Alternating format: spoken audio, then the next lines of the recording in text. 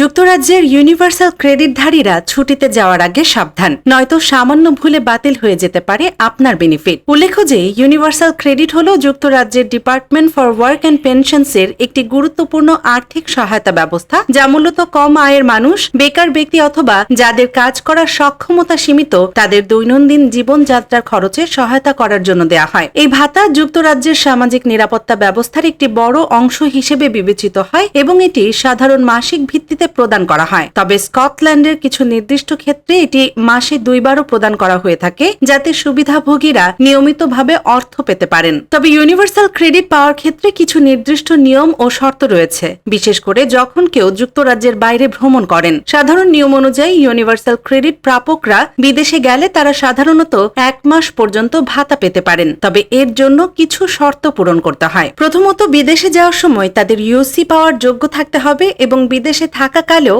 সেই যোগ্যতা বজায় রাখতে হবে। দ্বিতীয়ত, তারা অবশ্যই তাদের ওয়ার্ক কোচকে আগে জানাতে হবে যে তারা দেশের বাইরে যাচ্ছেন। কিছু বিশেষ ও মানবিক পরিস্থিতিতে এই সময়সীমা আরো বাড়ানো যেতে পারে। উদাহরণস্বরূপ, যদি কেউ বিদেশে থাকা অবস্থায় কোনো নিকটাত্মীয় যান এবং যুক্তরাজ্যে দ্রুত ফেরা যুক্তিসঙ্গত না হয়, তাহলে আরো 1 মাস পর্যন্ত ইউসি পাওয়ার অনুমতি দেওয়া হতে পারে। এই ধরনের সিদ্ধান্ত পরিস্থিতি বিবেচনা করে নেওয়া হয়। যদি কোনো ব্যক্তি স্থায়ীভাবে যুক্তরাজ্য ছেড়ে অন্য দেশে চলে যান, তাহলে তার ইউনিভার্সাল ক্রেডিট সম্পূর্ণভাবে বন্ধ হয়ে যায়। এমনকি বিদেশে থাকা অবস্থায় নতুন করে ইউসি এর জন্য আবেদন করাও সম্ভব নয়। তবে কিছু ব্যতিক্রম রয়েছে, যেখানে নির্দিষ্ট পরিস্থিতিতে সর্বোচ্চ 6 মাস পর্যন্ত ইউসি চালু থাকতে পারে, যেমন চিকিৎসার উদ্দেশ্যে বিদেশে যাওয়া, চিকিৎসার পর সুস্থ হয়ে ওঠার সময় বিদেশে থাকা, অথবা নিজের সঙ্গী বা সন্তান চিকিৎসা নিচ্ছেন এবং তাদের দেখাশোনার জন্য বিদেশে থাকা। এই ক্ষেত্রে একটি গুরুত্বপূর্ণ বিষয় হলো, চিকিৎসা অবশ্যই কোনো যোগ্য চিকিৎসা পেশাজীবীর মাধ্যমে অনুমোদিত হতে হবে।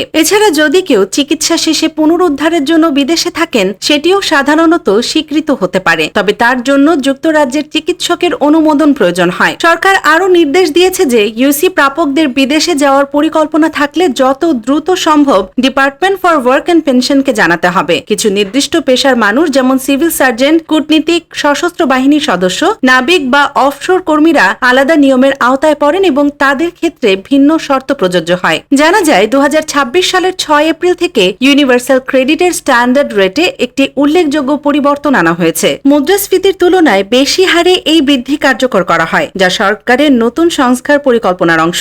নতুন নিয়ম অনুযায়ী 25 বছর বা তার বেশি বয়সী একক ব্যক্তিদের মাসিক ভাতা 400 পাউন্ড 14 পেন্স থেকে বেড়ে 424 পাউন্ড 90 পেন্স হয়েছে। একইভাবে 25 বছরের নিচে একক ব্যক্তিদের ভাতা 316 পাউন্ড 98 পেন্স থেকে বৃদ্ধি পেয়ে 338 পাউন্ড 58 পেন্স করা হয়েছে। দম্পতিদের ক্ষেত্রেও ভাতা বৃদ্ধি পেয়েছে। 25 বছরের নিচের দম্পতিরা এখন 528 পাউন্ড 34 পেন্স এবং 25 বছরের বেশি বয়সীরা 666 পাউন্ড 97 পেন্স পর্যন্ত মাসিক সহায়তা পাচ্ছেন। এই পরিবর্তনের ফলে লক্ষ লক্ষ পরিবার কিছুটা বাড়তি আর্থিক সহায়তা পাচ্ছে, যা জীবনযাত্রার ব্যয় সামাল দিতে সাহায্য করছে। সবশেষে সরকার বলছে, এই ধরনের পরিবর্তনের মূল উদ্দেশ্য হলো এমন একটি ব্যবস্থা তৈরি করা যা মানুষকে দীর্ঘ সময় ধরে ভাতার উপর নির্ভরশীল না করে বরং কাজ করার প্রতি উৎসাহিত করে এবং কর্মসংস্থানের সুযোগ বাড়াতে সাহায্য করে।